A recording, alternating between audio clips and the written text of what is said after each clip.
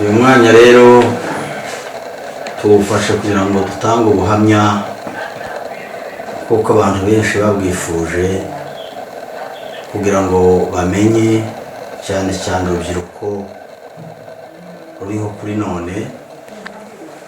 Ubuhamya ngiye gutanga ni ubuhamya bw'abashakanye, aribyo twita ngo ni indowa. Iwacu twavugaga indowa, mu Rwanda bavuga ko ari abashakanye, umugore w'isezerano, mbese uwo mwasezeranye mu busore bwawe, uwo mwasezeranye imbere y'Imana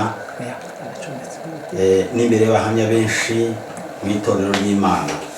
Ubwo nibwo buhamya nshaka kubabwira, kuko benshi barabivuze, barabyifuza kandi babimbaza kenshi.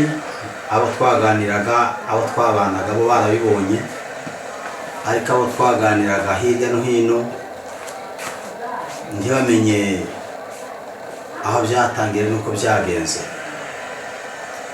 None uyu munsi abambisemo kubabwira ubuhamya dukwiye ku mutima no ku ijambo ry'Imana nahawe. Simvuga ubuhamya bukura ku bandi, ndavuga ubuhamya bwanjye bwite, ibyambayeho. Nabayeho ndi umwana, ndavuka nk'abandi, ndakura ndi umusore. Maze kuba umusore, igihe cyo gushaka kigeze, papa umunani wanjye aranshingira. Amaze kunshingira, ubwo hari muri 1965 mu kwezi kwa gatanu nibwo yanshingiye. Duhita duhunga, nacyo gihe cy'intambara yishe Mushishi. Turahunga tugeze mu bihugu by'ubupfurero i Remera, niyo umudamu wanjye yaguye. Amaze gupfa turongera turagaruka. Ubwo nari umupagani witwa izina ry'umukatolika, kuko abenshi bitwa abakorari ariko atari bo. Nanjye nari umukatolika rwose, nari nzi gusenga na kusalimu Maria mujari wa neema Bwana na mbarikiwa kuliko wanawake wote, na mbarikiwa mtoto wa tumbo lako Yesu Maria mtakatifu, mama ya Mungu, tuombee sisi wenye dhambi sasa na wakati wa kufa. Amen. Iryo ryari isengesho rihamye ryacu tukarivuga inshuro nyinshi. Ariko nari ntarabatizwa mu Gatolika, ariko narize amategeko ya Gatolika. Papa yari umutolika na mama. Tunywa inzoga, ngasangira na mama inzoga, ngasangira na papa inzoga, n'abandi bavandimwe benshi, za kanyanga n'ibindi by'imigomba ko babyitaga, ariyo gasigisi cyangwa rwo rwagwa mu Kinyarwanda, kugira ngo abantu babyumve cyane. Turahunguka turagaruka, tugeze muri za Minembwe, dutashye tugeze iwacu. Yewe nje ahantu hitwa Gakenke. Ubwo nari umupfakazi, maze gupfusha umugore n'umwana, namaze iyindi myaka nk'ibiri ntarashaka. Ariko mpita menya Kirisitu mu bundi buryo ntari muzi nkiri Katolika. Uburyo namumenye ntari muzi nkiri Katolika, sinari nzi kuko hari umwuka uvugana n'umuntu mu buryo bwo gusenga. Icyo gihe sinari mbizi. Ukeye umunsi umwe kurikira abandi baragenda, kuko n'abandi barimo gukurikira, tujya gusenga irundu. Twasengeraga ku musozi, tutarubaka amatorero, nta torero na rimwe ryari mu Minembwe. Twese twasengeraga ku misozi gusa aho duhuriye. Tuyobowe n'umwarimu witwaga Samson Bizihirwa. Pasiteri wacu wari tuyoboye icyo gihe yari Zakariya Semagagara. Abamuzi baramuzi, abo nibo batureze. Abagabo b'ukuri, abagabo b'inyangamugayo, abagabo batacaga ku kuri ngo bavuge ibinyoma, bavugishaga ukuri kose. Uwo munsi twari ku musozi, ndagenda, maze gushika nicara inyuma y'abandi. Kurya abantu batezera Imana ntibaza baje imbere y'abandi, baza babinyuma gusa. Kandi ikiza kituma bicara inyuma no gusakuza na critique kuma kugamba hariya bagomba gusobanura utuntu n'utundi, kandi ubwo nari mfite itabi mu mufuka ryandegaga kuko naramye waryo, kandi sinazaga mbona kuko umwenda nari nambaye wari umwenda utameze nk'iyabandi ucafuye, umwenda wo mukiraro. Barabwiriza, bararirimba, barasenga, ndategera. Kuri amasengesho bariko basenga, baza kuririmba indirimbo ya nyuma yitwa ngo ni guhamagara batizera, guhamagara abemera. Baririmba indirimbo yo mu gushimisha, sinibuka inamba zayo, inomero zayo, ariko ndibuka uko yambwiraga. Bararimba ngo nimuze musange Yesu bakunda, mwese nimuze mwe kuzuyaza, umwami Yesu ageze bugufi tebo kumwakira. Numva iyo ndirimbo igeze mu mutima, numva irashaganyije. Naje guhaguruka, undi mutima ukambwira ngo icara umahame. Wihaguruka nkicara, baje gusoza kuririmba nkavuga ati Imana nibongere basubiremo. Basi uyu inshuro nkazi 3 ndahaguruka n'isoni nishe, kuko ndabonaga abantu banseka. Ndagenda baransengera, ariko numva abantu bakubishe mu mashyi, abantu barishima, abantu baranezerwa, nkarebirwa ikihe kibanezeza. Ahubwo njyewe isoni zari nishe. Natashe imbere y'abandi kugira ngo hatagira umbaza ibyo nakoze, kuko numvaga ari kurukoza soni. Ndambuka rwiko, ndazamuka ngo dushyike muhira, mbona abantu ko baraza kunkora mu ntoki ngo nemeye, ariko nkumva bidafashe, ariko abantu barishima cyane. Bukeye akaba igitaramo ni cyiza, igitaramo cy'ukuri, igitaramo cy'ijambo ry'Imana, kiza kigira gikura abantu. Atapana igitaramo cy'amagambo gusa yamanjwe, igitaramo cy'ijambo ry'Imana, igitaramo cyo gusenga, igitaramo cyiza cyo kuririmba. Bararirimba, umupastori witwa Murondanyi Sira ubaracyahari, ararwaye ariko arahari.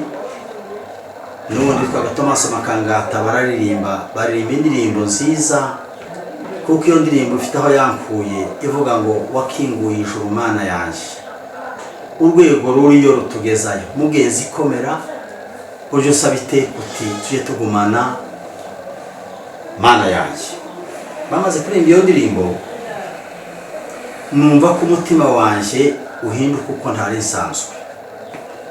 Numva amarira kwamanuka, ntobona uko mbabwira ayo marira, keretse njyewe wayarize. Ngiye kubona, mbona ishusho y'umusaraba uhagaze imbere yanjye. Numva muri ya shusho y'umusaraba haza ijwi, ntabonaga umuntu urivuga. Rya jwi rimbwira ko ndi umunyabyaha. Ubwo nari maze gushaka, nashatse undi mugore, nta mpamvu dufitanye, nta kintu numva kindega.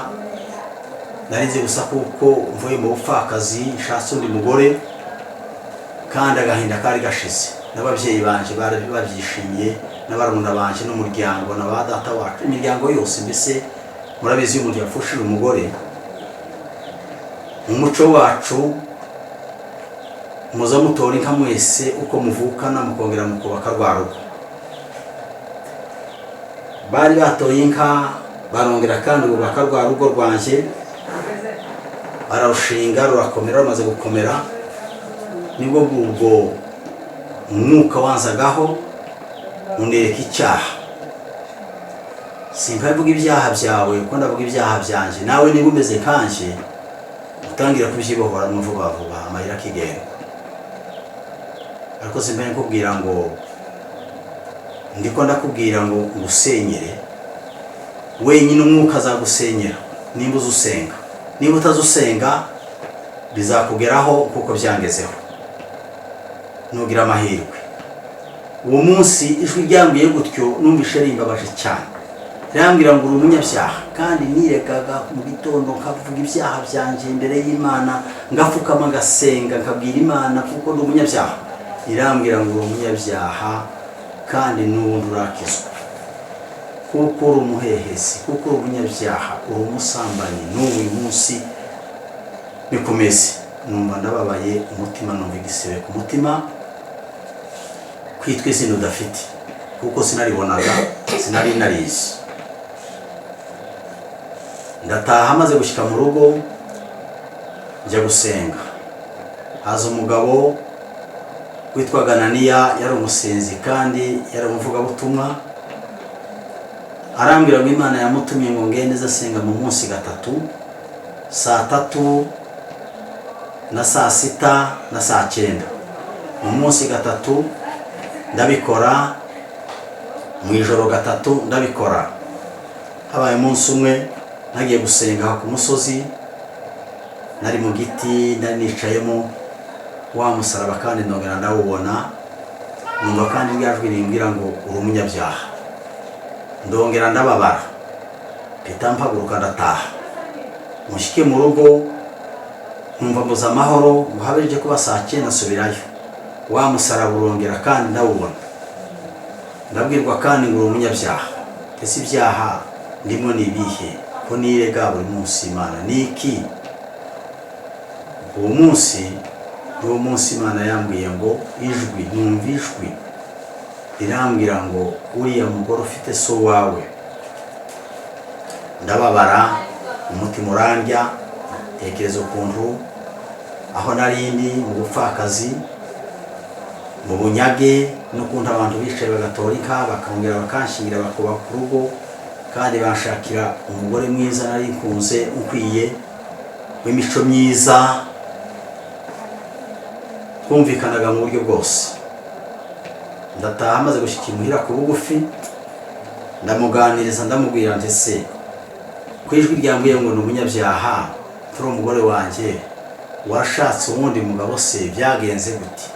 Arambwira ati nari mfite umugabo aranyanga, amaze kunyanga aranyirukana, ndagenda nje iwacu.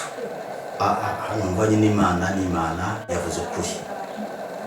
Ubwo rero ikintu cy'indowa, nta ndowa zavugwaga, nijye wabaye nk'imfura mu bantu birukanye umugore uvunje indowa bwa mbere, kandi icyo gihe cyabaye nk'igitangaza.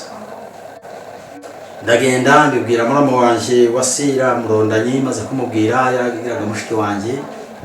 Arambwira ati reka njyane inama, njyana ayo magambo mu nama. Ajya ku Runundu hari inama. Amaze gushyika mu nama atanga iryo jambo, mu bari kubitanga bararyiga. Ntibyashoboka, mbona ko umuntu azarambwira ngo ngwino kujyane mu nama ujye kumva inama uko imeze. Ndagenda no ku Runundu hagati y'abapasiteri mu nama. Uyu agahaguruka akavuga kumva uko avuze, undi akavuga kumva uko avuze. Bamwe bakavuga ngo wambabarire, abandi ngo bareke kumbabarira. Ariko ijambo tajanye birebire ni ijambo bahagurutse baravuga ngo nitubabarira muhire tuzobabarira n'abandi bose. Birabananiye. Uwo muntu arambwira ngo nturuzi ko bibananiye. Ati ikimenyetso nguhaye, ati delegation yawe watumye kujya kumva amakuru iyakuzanira izahita ije i Burundi ejo mu gitondo, kandi azakubwira ngo azasubirayo kuwa 5, ariko ntazasubirayo, azahita aje i Burundi.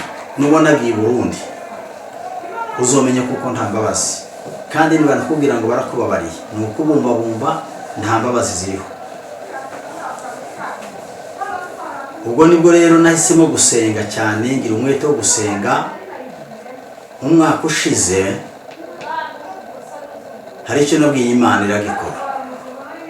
Ndangira gusoma ijambo ry'Imana, ndarisoma. Aya magambo mpanye nkubwira uyarebe mu butumwa bwiza bwa Mariko ibice ni 10. Uhera aho ngaho no muri Matayo no muri Luka, ibyo biranditsaho. Urasoma muri Mariko ibice 10 n'umurongo wa 10, cyangwa se uhasome hose. Harakwereka muri Matayo, hakwereke no muri Luka.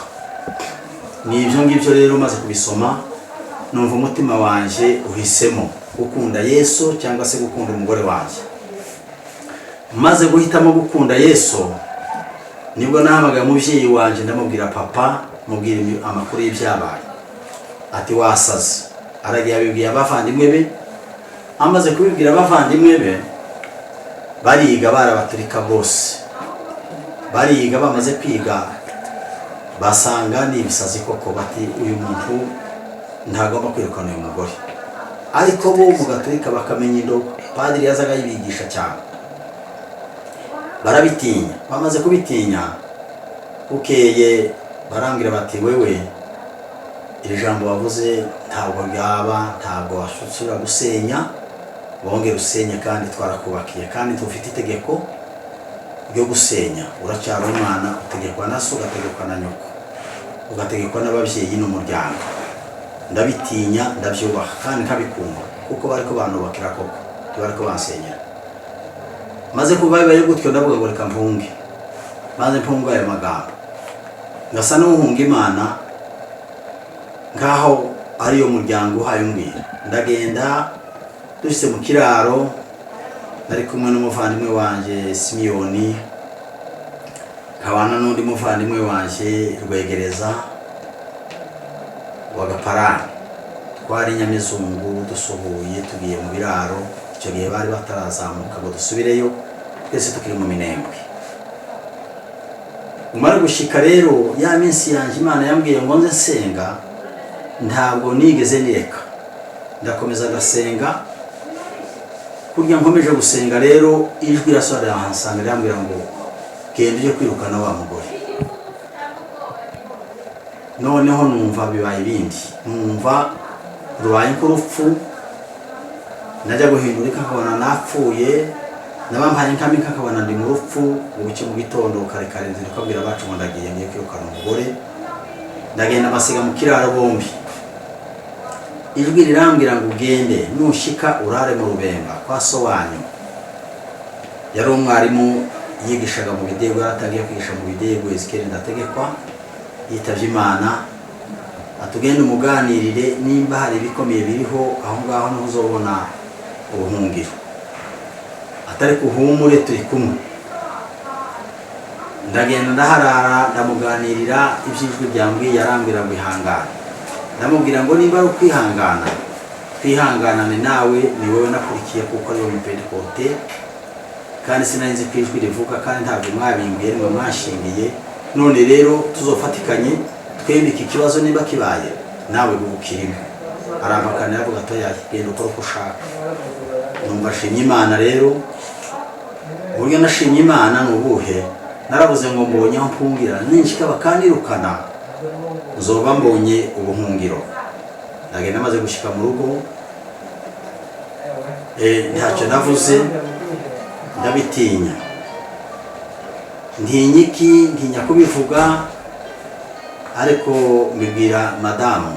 Ndamubwira ntejo mu gitondo tuzogenda. Cyagiye nkimubwiye gutyo yahise arira kandi naje nararize kuko twari ko dutandukanywa n'ikibazo kitaduturutseho. Twararize amosozi menshi.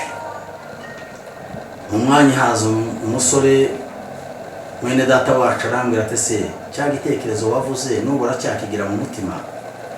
Ndamubwira ngo ndacyagifite kandi kizaba ejo. Arambwira ati wapfuye. Ati abasaza baratubwiye ngo nuko icyo kintu uzagukubita. Abanongerereye imbaraga, numvagize imbaraga nyinshi zo kuvuga ngo nzuye kuba kaseka. Ngiye gupfira ijambo ry'Imana, numvagize ibyishimo. Ndamubwira ngo mwitegure rero ejo mu gitondo niho nzabikora. Arataha atariko n'igitangaza. Bashike baravuganye, ubwo bavugane. Hari umusaza sogokuru witwaga Ruvubika Gahakanyi. Arababwira ati yeme mureke twokubita uriya muntu, twokubita aho Imana yakubise, tukamugwa. Atariko icyonzi mumureka agende, namara gushika yashya ntabwo bazamwakira.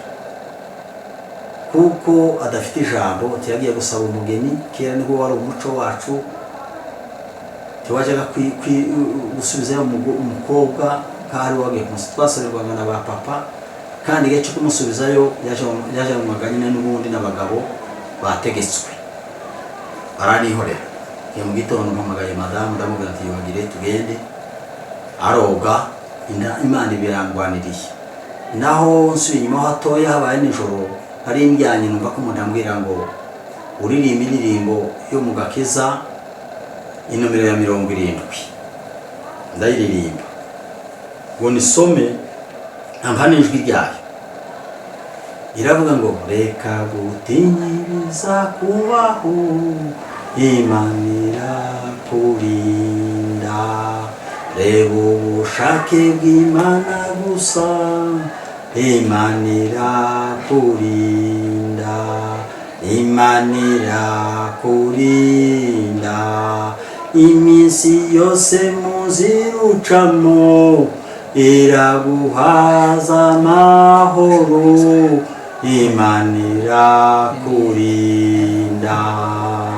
Ndaririmba nawe iririmba izagufasha.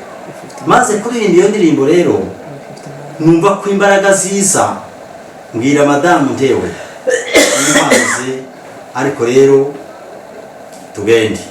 Arahaguruka, abantu bose barakorana mu muhana, abarira bararira, abana bararira. Yari umugore wemewe mu rugo, yari umugore wemewe no mu itorero, yakoraga imirimo kuko nshaka ngiyewe ubwanje, apana uko abandi bashaka.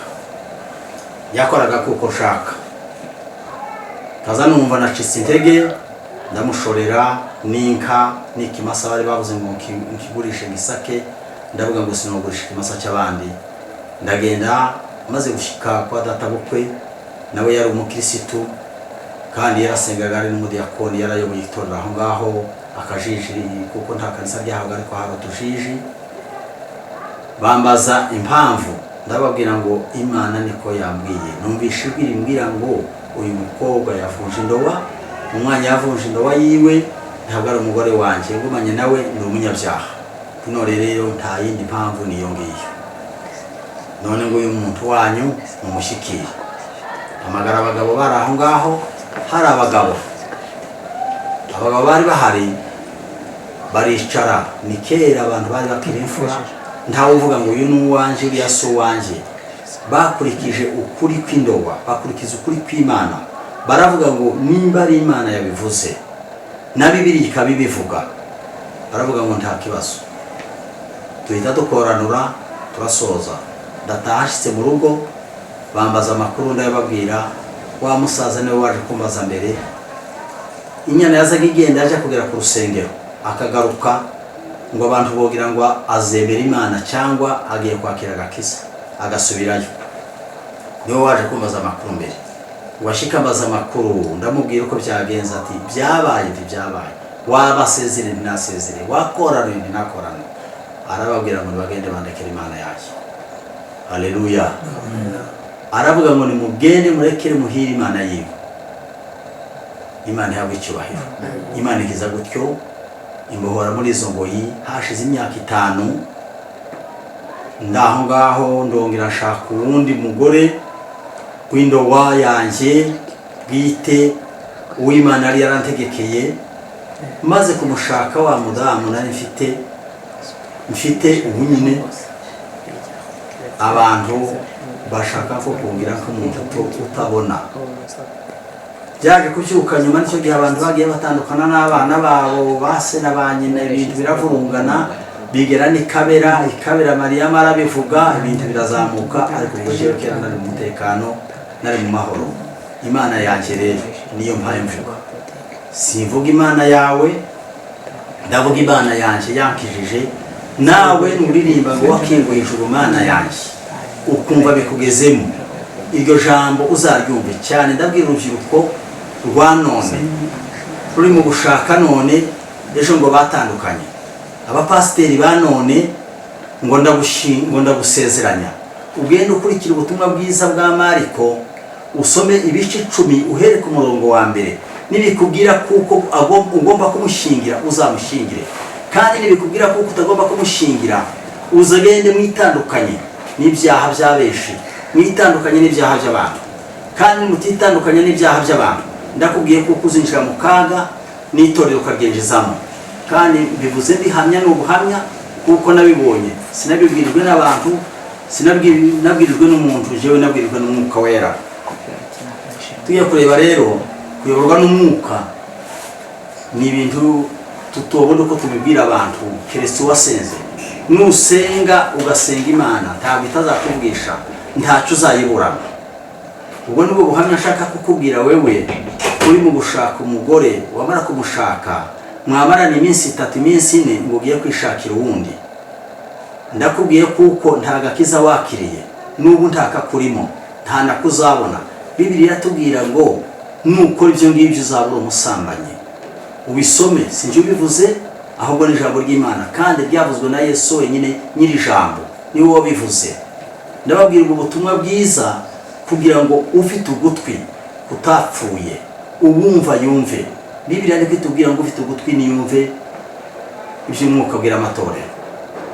Nuko ngira ijambo rero ry'ubuhamya naho ryahagarariye, ndabohoka. Maze kubohoka ngo muvuga butumwa, navuze ubutumwa henshi, nagiye mu bihugu hanze za Kataga navuze ubutumwa, navuze ubutumwa mu Minembwe, navuze ubutumwa mu Rurambo, navuze ubutumwa ku Ndoro z'Ibuvira, navuze ubutumwa za Nyamara, mvuga ubutumwa, ariko sinazaga mvuga ubuhamya cyane kuko ubwo buhamya twari tuzi guhamya, ngo tuvuge ubuhamya. Ubu nyine ndi mu kubyifuza kandi ndakibonye ngo mvugira. Bavandimwe bahe banumva, nimba warashatse umugore wawe w'isezerano, ni permanent mu Cyongereza. Permanent ni umugore wawe, yaba gito yaba uko ari kose, uzamwihanganira kugeza mugeze imbere y'ubwami bw'Imana mwembi muri kumwe. Ubwo butumwa rero ndabubahaye cyane cyane urubyiruko rwa none, n'abasore bariho none bahe bashaka, n'abapasiteri b'abasore bariho none barimo gushingira umuntu bwacyo bagashingira uwundi, umuntu umwe agashingirwa n'umupasiteri kabiri. Iryo jambo ni igitangaza, mugende mubyirinde kuko abantu uzaramukije ubugingo bwawe ubundi buzakwica. Kuko hari abantu benshi barimo gushingira abana babo, umwana agashaka, yamara gushaka bwacyo yananiranwa n'umugabo, akabavuye uwo ni umupasiteri, uwo ni umwarimu, uwo ni umuvugabutumwa, uwo ni umuririmbyi, uwo ni umuntu uvuga ijambo ry'Imana, nibo bayumbe, nibo banyamasengesho.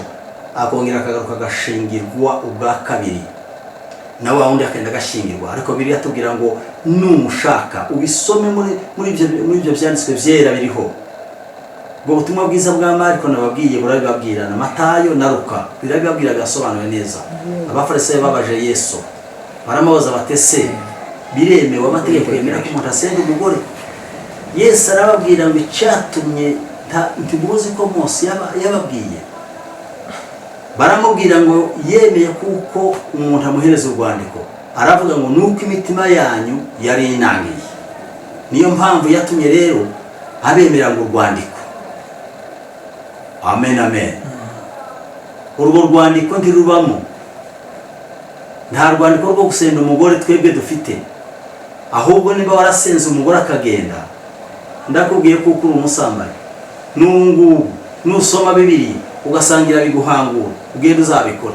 Nusoma aya magambo nakubwiye, ibyo byanditswe byera nakubwiye muri Mariko ibice 10 umurongo wa mbere ugere ku 10, utambuke urebe muri Matayo, aho hose no muri Luka birakurangira, biragenda bikwereka.